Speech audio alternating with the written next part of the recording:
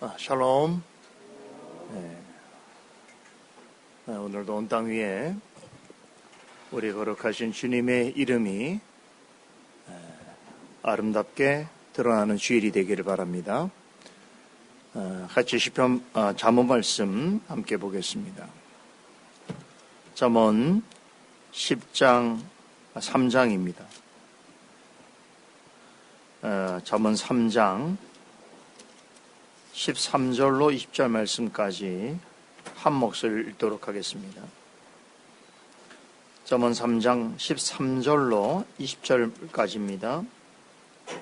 지혜를 얻은 자와 명철을 얻은 자는 복이 있나니 이는 지혜를 얻는 것이 은을 얻는 것보다 낫고 그 이익이 정금보다 나음이니라.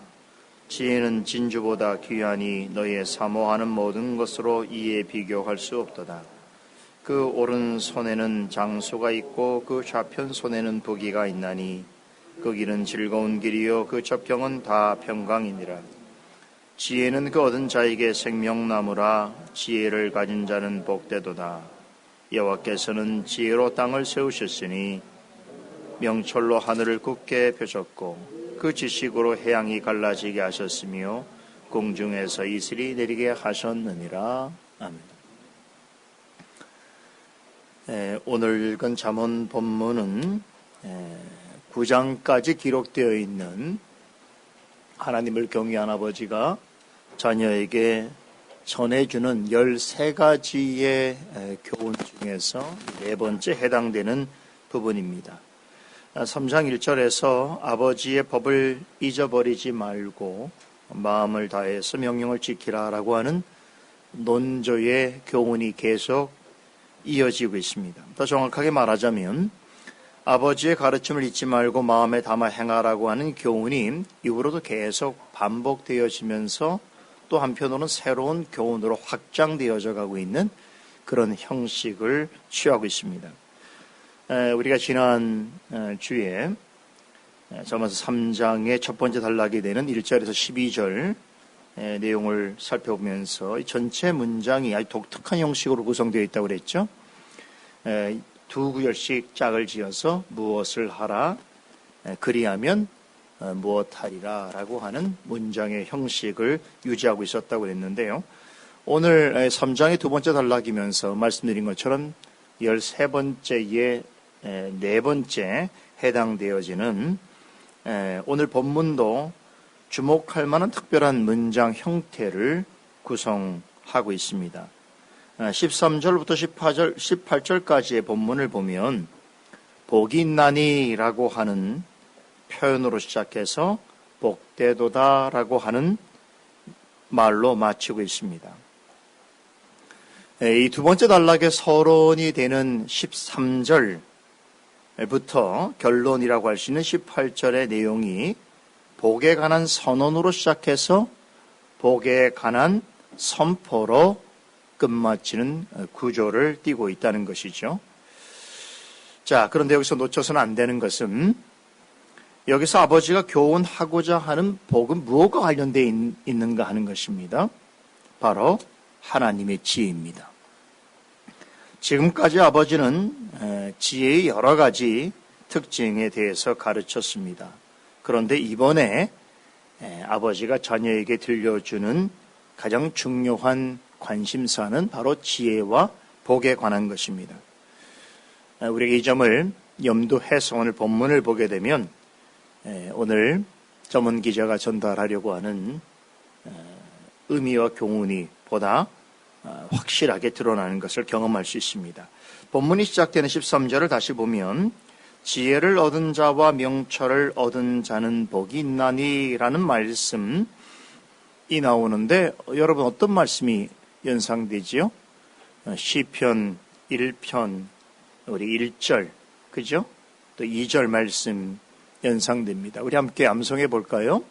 복 있는 사람은 악인의 꾀를 쫓지 아니하고 죄인의 길에 서지 아니하며 오만한 자의 자리에 앉지 아니하고 오직 여호와의 율법을 즐거워하며 그 율법을 주야로 묵상하는 자로다 말씀이죠.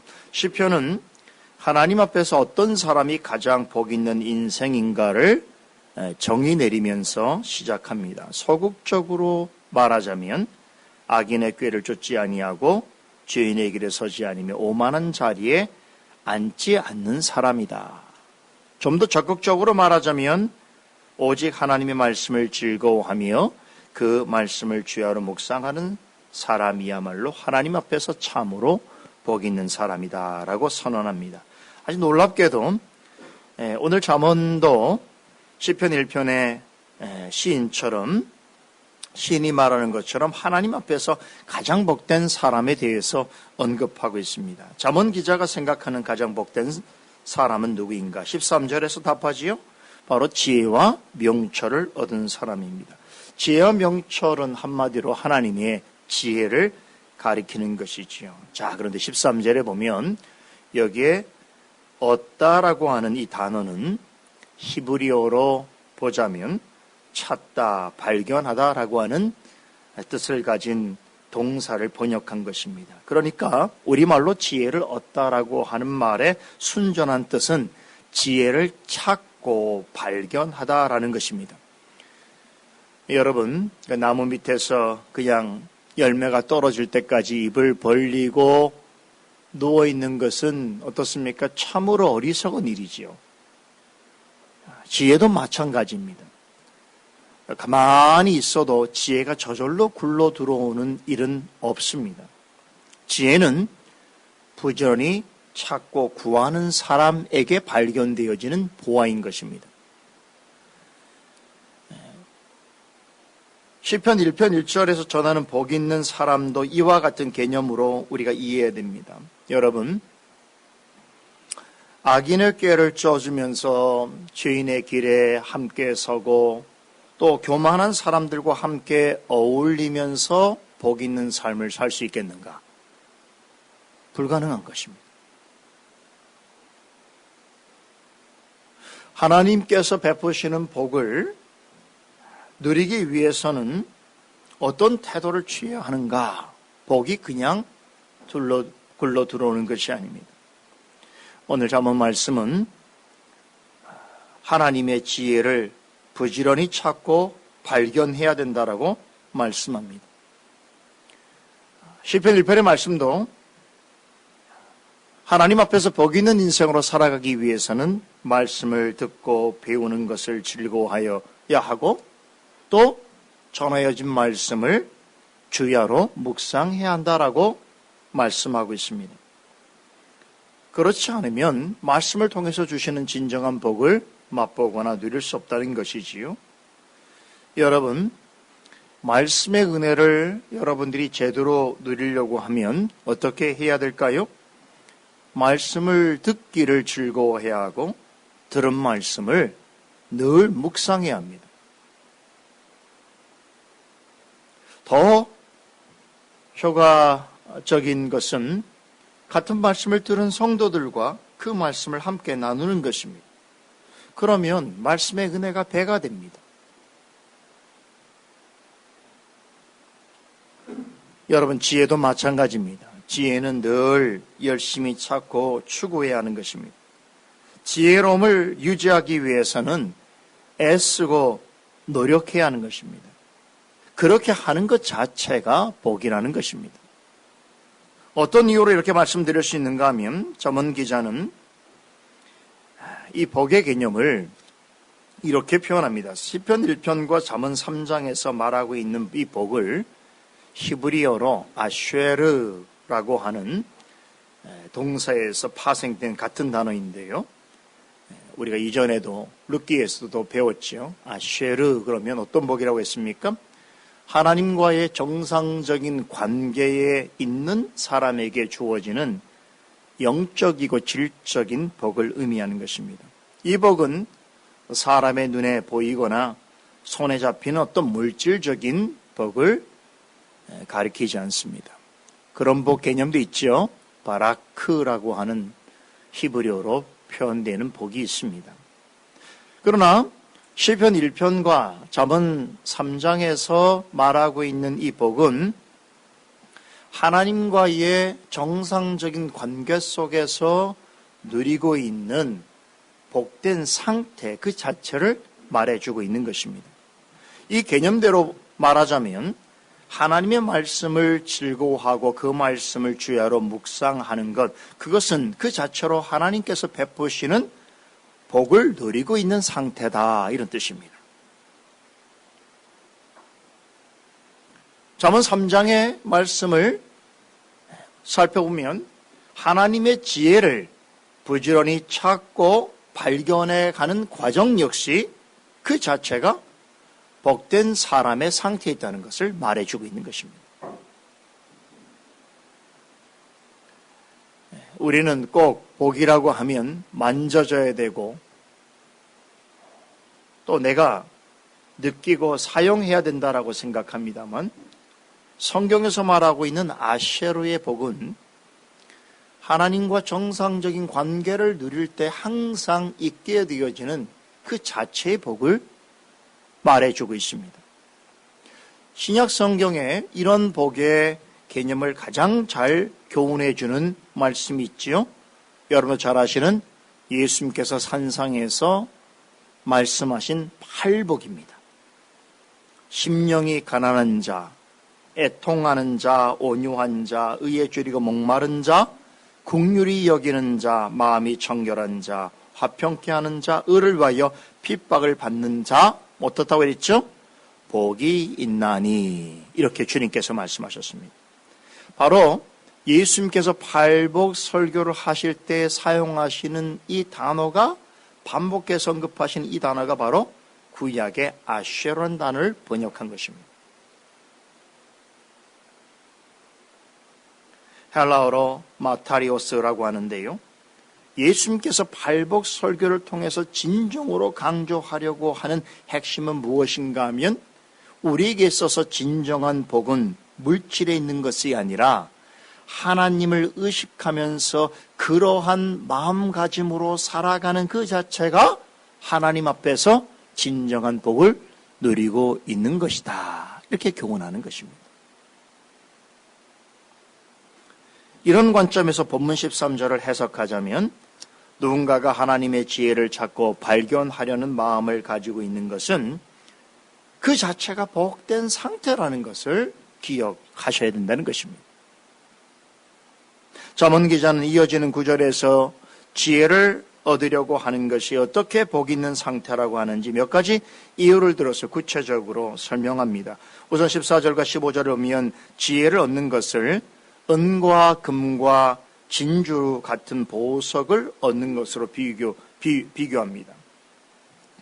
여기서 잠언 기자가 말하고 있는 은과 금과 진주는 나쁜 것이 아니에요. 부정적인 것이 아닙니다. 오히려 그 반대입니다. 여러분, 사람이 이 세상을 살면서 가질 수 있는 가장 귀하고 가치 있는 것이 무엇인가 할 때에 언뜻 생각나는 게 뭐겠습니까? 보화 아니겠어요? 보물 아니겠어요? 여러분, 보화와 보물을 싫어할 사람 있나요? 없지요. 없습니다. 그것이 무엇이든 간에 나에게 보화와 보물이 된다면 사람들은 그것을 좋아하는 게 인지상정이지요. 왜 그렇습니까? 그것이 주는 기쁨과 유익이 크기 때문입니다. 은과 금으로 대표되는 이 물질이 나쁜 것입니까? 아니죠.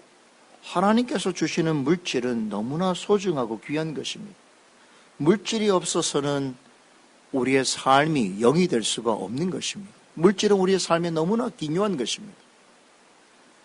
우리는 사는 동안 물질이 주는 많은 기쁨과 유익을 누리며 살아갑니다. 그래서 그것이 주는 기쁨과 유익이 크다는 걸 알기 때문에 아침부터 저녁까지 공부하고 일하고 노력하는 것이지요. 그렇게 해서 물질이 쌓이고 생활이 나아진다면 누구나 기뻐하고 즐거워하게 되는 것입니다. 이런 물질로부터 얻는 유익과 기쁨은 참 좋은 것이고 보람된 것입니다. 아버지가 말하고자 하는 핵심은 이것입니다. 인생을 살면서 정당한 노력과 수고로 얻는 물질과 또 그로부터 누리는 유익과 기쁨이 선이라고 한다면 그 선이 있지요. 좋은 것이 있지요. 자, 그렇다면 지금 아버지가 자녀에게 찾고 발견하라고 권하고 있는 지혜는 최고의 선이다. 이 말을 하고 싶은 것입니다. 은과 금과 진주처럼 모든 사람들이 찾기를 원하고 갖기를 원하고 보유하기를 원하는 것이 선이라고 한다면 그것들이 아무리 좋은 것이라고 하더라도 지금 잠언 기자가 아버지 입을 통해서 말하려고 하는 하나님의 지혜에는 비할 바가 못 된다는 것입니다. 아버지는 지혜를 얻는 은과 금을 얻는 것보다 더 낫고 진주보다 더 귀하여서 세상에 그 어떤 좋은 것으로도 비교할 수 없다라고 단언합니다. 여러분 진짜 그럴까요? 하나님의 지혜를 얻는 것은 세상에 사람들이 가장 좋아하는 이런 것들을 얻는 것보다 더 가치 있고 더 귀하다는 사실을 믿습니까? 물론 머리로는 이해가 되겠죠. 그러나 아직 마음으로는 동의가 잘 안 되는 면들이 있습니다. 그죠? 우리가 충분히 그렇기 때문에 오늘 아버지는 16절에서 18절에서 우리의 이런 상태를 잘 알기 때문에 또 은유적인 기법을 이용해서 지혜를 얻는 것이 구체적으로 어떤 유익을 주는지를 좀 더 깊이 설명합니다. 자, 여기에 보면 제가 유익이란 말을 썼는데 이 유익이란 말이 13절에 언급한 복을 의미합니다. 자, 그렇다면 지혜를 얻는 자는 어떤 복을 누리는가? 16절에 보니까 장수와 부귀를 가져다 준다고 합니다.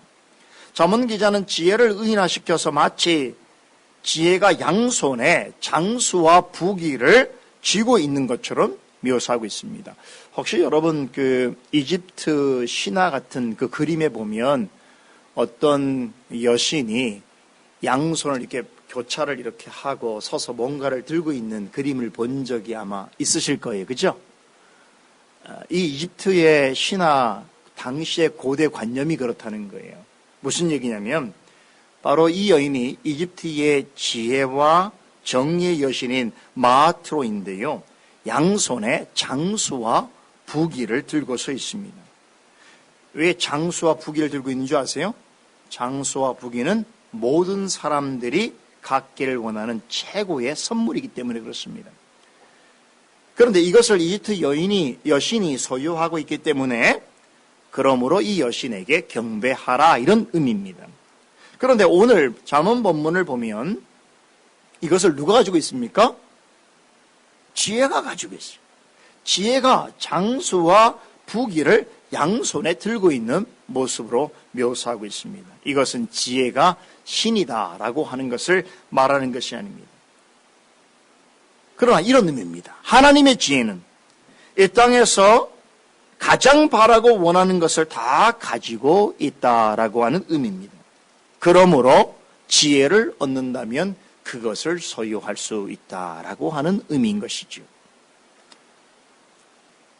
여러분 세상 사람들이 가장 원하는 것이 무엇입니까? 두 가지로 압축한다면 무병장수와 부귀영화입니다. 그렇죠. 인류 역사는 이 무병장수와 부귀영화 때문에 여러분 인류 역사가 다이나믹하게 움직여가는 것이 만약 이 두 가지에 대해 사람들이 관심이 없다면 지금 같은 인류 역사는 존재하지 않을 겁니다. 자, 그러면 지금 지혜를 얻으면 우리가 무병장수하고 부귀영화를 누린다는 뜻일까요? 그런 의미는 아닙니다. 여기서 장수는 단지 목숨이 오래 지속되어지는 것, 오래 사는 것을 의미하는 것이 아닙니다. 장수란 생명을 가리킵니다. 다시 말해서 생명보다 더 중요한 것은 없다는 것이지요. 여러분 아무리 많은 부귀영화를 누린다고 하더라도 목숨을 잃으면 그것이 무슨 소용이 있겠습니까? 그런 점에서 부귀는 항상 생명은 부귀보다 항상 낫습니다. 좋은 것입니다. 생명이 있어야 부귀가 의미가 있는 것이죠. 그래서 여러분, 지혜가 지금 오른손에 들고 있는 게 뭡니까? 부귀가 아니라 생명이죠. 장수죠. 여러분, 히브리인들은 오른손을 항상 왼손보다 더 중요하게 여겼습니다. 지혜가 생명을 오른손으로 붙들고 있다는 것은 왼손에 들린 부귀보다 생명이 더 귀하다라고 하는 것을 말해줍니다. 그럼 왼손에 들린 부귀는 무엇을 말하는 것일까요? 우리말 성경에는 부귀라고 번역이 되어 있습니다만 히브리 원문에 보게 되면 카보드라는 단어로 기록되어 있습니다. 놀라운 발견인데요. 그래서 카보드는 뭡니까? 혹시 아세요? 제가 전에 한 말씀 드렸는데 카보드란 뜻은 원래 무겁다라는 말이죠. 이 무겁다는 말을 우리말로 번역한 것이 바로 존귀 혹은 영광입니다. 우리 교회 솔리데오 글로리아 할 때 이 영광이란 말은 무겁다라고 하는 말에서 나오는 것이죠. 하나님의 영광 그러면 하나님의 존재 자체는 세상의 그 어떤 것보다 무겁다라고 하는 것을, 진중하다라는 것을 말해주는 것입니다. 그러니까 본문에서 지혜를 얻는 자에게 주어질 첫 번째 복을 뭐라고 말합니까? 생명과 존귀 혹은 영광을 얻게 된다는 것입니다. 세상 사람들은 무병장수와 부귀영화를 가장 좋은 복으로 생각합니다만 하나님의 지혜는 그것을 얻는 자에게, 지혜를 얻는 자에게 장차 영원한 생명과 존귀하고 영광스럽게 되어질 복을 하나님의 지혜가 가져다 줄 것이라고 말씀하고 있습니다. 그럼 17절에 언급된 것처럼 지혜를 얻은 사람의 삶은 어떻다는 거예요? 항상 즐겁고 평강이 넘치게 되는 것입니다. 하나님의 지혜를 얻은 사람은 세상에서 줄 수 없는 영적 기쁨과 평강을 누리는 것이지요. 지혜는 우리로 하여금 하나님 앞으로 더 가깝게 나아가게 합니다. 그리고 하나님께서 주시는 기쁨과 평강을 맛보게 합니다.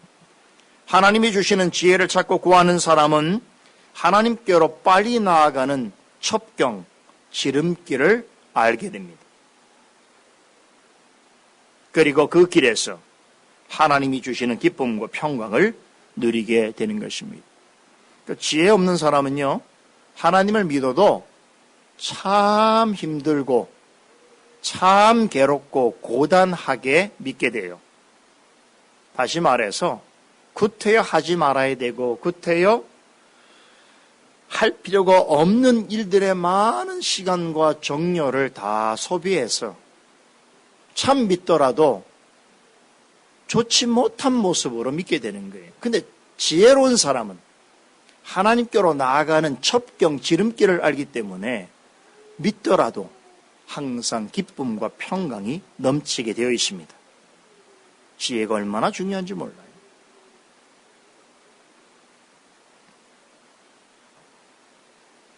여러분, 이것이 바로 하나님과의 정상적인 관계 속에서 주어지는 아쉐르의 복을 누리는 삶이라는 것입니다.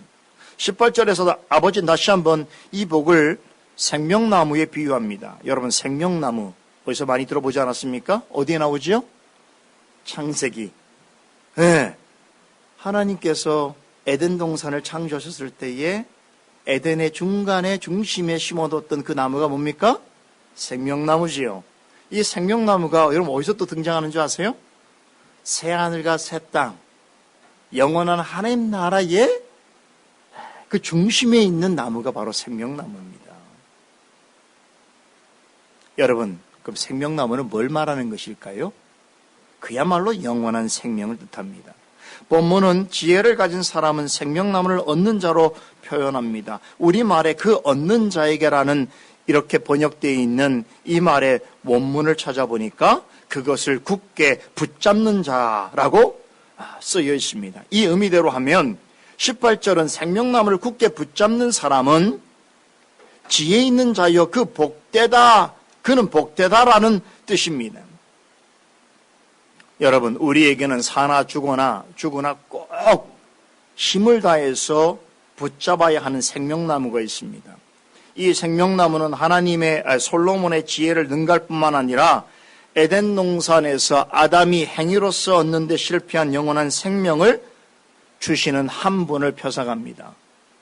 바로 그분이 누구일까요? 예수 그리스도입니다. 그러므로 18절에서 생명나무를 더 굳게 붙들어야 한다는 말은 지혜의 원천이시고 최고 지혜이신 우리에게 영원한 생명과 영원한 안식을 주시는 예수 그리스도를 더욱 신뢰하고 의지하라라고 하는 뜻의 은유적 교훈입니다. 그렇게 사나 죽으나 우리의 생명나무인 예수 그리스도를 붙잡는 사람은 언제나 복되며 가장 복된 사람인 것입니다. 믿으십니까?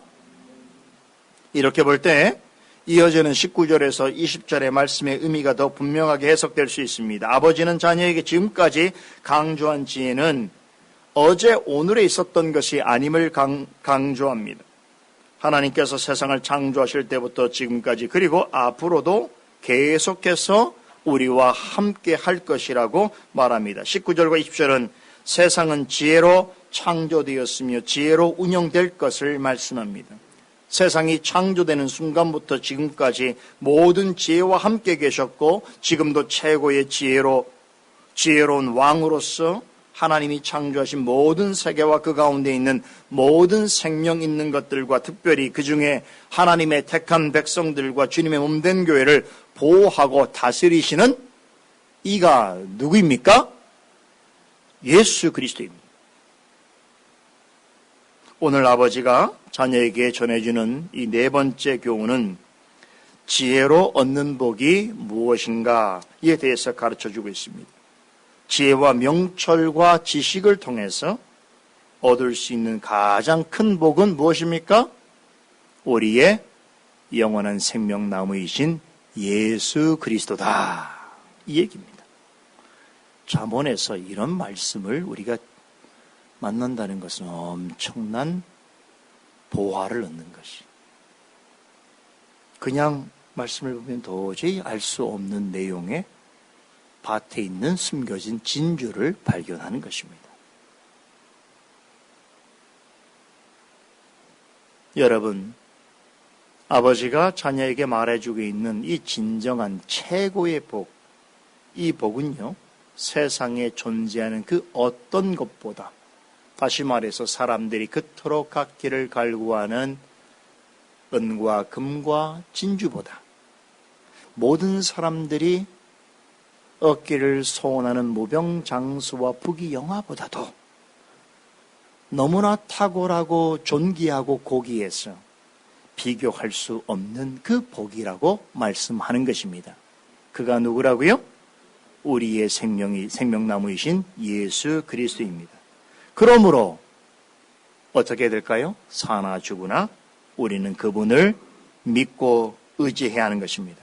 어떤 상황에서도 그분을 끝까지 붙들어야 하는 것입니다. 그런 사람에게는 반드시 영원한 생명과 영원한 평강이 보장되어 있습니다. 그런 삶은 가장 복된 상태를 살아가는 삶이라는 것을 결코 잊어서는 안 될 것입니다. 오늘 우리가 그런 마음으로 예수 그리스도를 신뢰하고 의지하고 붙잡는 마음으로 오늘 하나님 앞에 나와 이 거룩한 주일에 기쁨과 평강 가운데 지내는 하루가 되기를 간절히 소원합니다. 기도하십시다. 거룩하신 하나님, 은혜를 감사드립니다.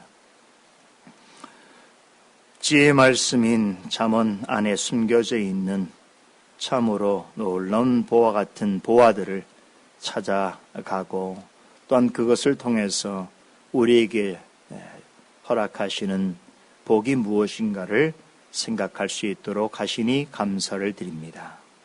오늘 이 거룩한 주일에도 우리의 생명나무 되신 예수 그리스도를 사랑하며 신뢰하며 그를 의지하며 나와 하나님께 예배를 드리며 그리스도의 몸된 교회 안에서 부르신 지체들과 더불어서 함께 이 날을 지내기를 원하오니 말씀하신 대로 우리에게 영원한 기쁨과 평강과 안식을 더하여 주시옵소서. 그리스도 인하여 복되고 귀한 날 되게 하여 주시옵소서. 예수 그리스도 이름으로 기도드리옵나이다. 아멘.